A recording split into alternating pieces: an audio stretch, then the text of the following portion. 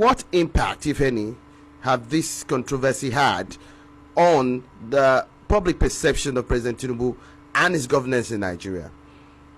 And as well, also chip in this, how might these controversies affect Nigeria's international relationship, especially particularly with the United States? So first of all, I'm not sure these have had any impact on the perception of Tinubu in Nigeria, because I think the perception already was that Tinubu is a criminal. So this has not significantly damaged his perception, because there was nothing to be damaged in the first place. It was already at zero. So it's pretty much what people expected. However, in the international space, it absolutely is having an effect, and is going to have an even more significant effect by the time we're through with all of this, because it's one thing for such scandals to happen in country, right? So if the scandal is that he claims to have attended the University of Benin, and he didn't actually attend the University of Benin, even if that gets into the international media, it's like, oh yeah, it's, Africans and African issues, whatever. But this is an issue that is rooted in the US, right? That's where the problem is, right? Because Buhari had a similar issue where to date, as we speak, Buhari has never actually proven that he completed his secondary school, right? And they also submitted forged documents, and somehow they also got away with it. I think because Nigerians have a very short memory. Nigerians have forgotten that Buhari presented a forged WAEC certificate to INEC, where the name on the certificate was Mohammed Buhari, even though his name is Muhammadu Buhari, and the passport photo was of him at his old age.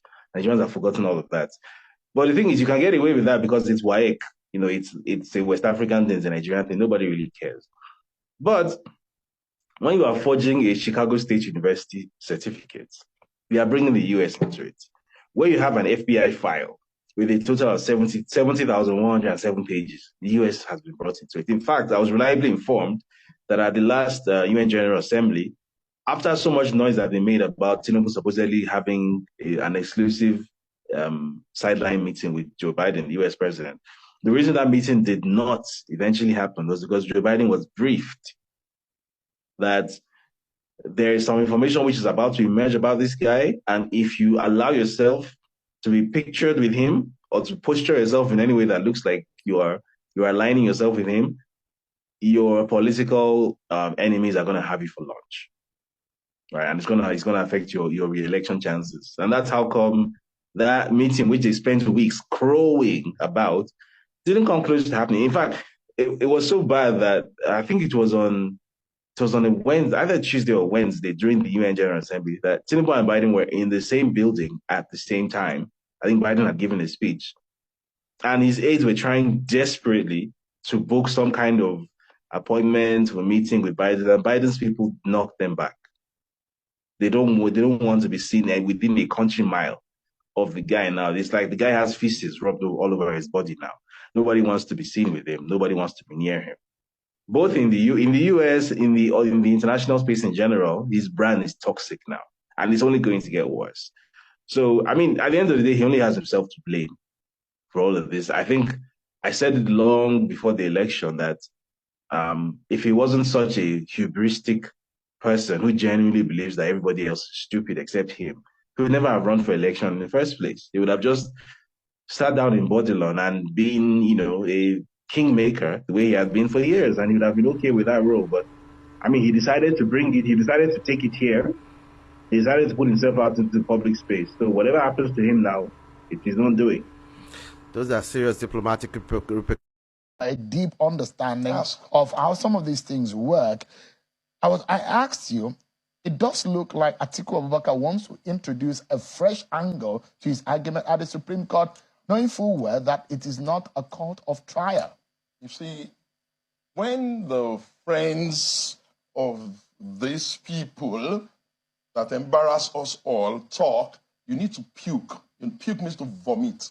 They forget that there's something called Section 137(1)J that says that for you to be qualified, even to stand for any office, you cannot present forged or dodgy documents. They forget that in this country, judges have, I can read a judgment for you that was by Buga of now retired on this same set of issues. You see, I'm not assuming the rule of the Supreme Court, but they should not do the same. They must not come and tell us here that we have become a nation now. There are no judges in our Supreme Court who understand the essence of jurisprudence, who understand that being a final court of policy, they have automatic powers to do and undo. Why do they have court rules? Why would they come and even start telling us that we're telling them about a global shame for all of us? And they're trying to tell us that their main escape route is legalese. Did they produce a document that the school could certify? The school said they couldn't. In black and white, the school said it's a Nigerian thing. The school said, oh, they can't even go into the entry requirement. If you were not qualified to have entered in the first instance, whatever certificate you are even claiming you got from there is null and void. The school could not explain in clear terms because of the kind of school they are. They couldn't even say that it was a woman that came in or it was a man and this was what happened. They couldn't even own their own bullshit, if I may use, pardon my French. Sorry, yes. That's a strong language. It's a strong language. On television, it's unacceptable on television. They couldn't even lick their own vomit. The food they cooked, they couldn't eat. Why do I say that? The school said, we have a couple of vendors who will help us to print whatever they print. And because we are such a school of that nature, we don't have a format, we don't have a way of verifying, we don't have a way of authenticating even the ones that you are saying. We didn't issue that certificate. We don't know where he got it from. He could have gotten it from El Dorado or even from Oluwole, very close to his house in Lagos. And you think that decent people will not have this conversation. I ask you, Sheon, flip it back.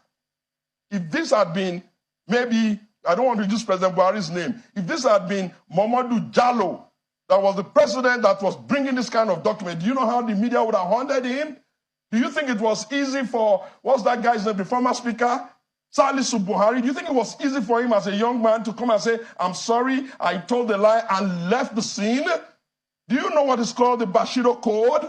The Japanese have a Bushido Code that was similar to the code of the Yorubas. When a leader misbehaves to a certain level, the Yorubas tell you, go and open the calabash. That means go and commit suicide. Because we have a phrase that said, death is better than dishonor. How can this man sit down here and be telling me jargons?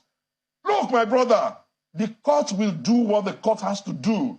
I'm not impugning the justices. I have all of the confidence in them that on the strength of it, they will look. But let nobody come and start to prepare the mind of the Nigerians as though the court has not even listened to it. Right. Did we go all the way to America to go and fish? No, we didn't. Right. We went to America because we were very convinced that something was not right. And even when we went there together, you know what they said?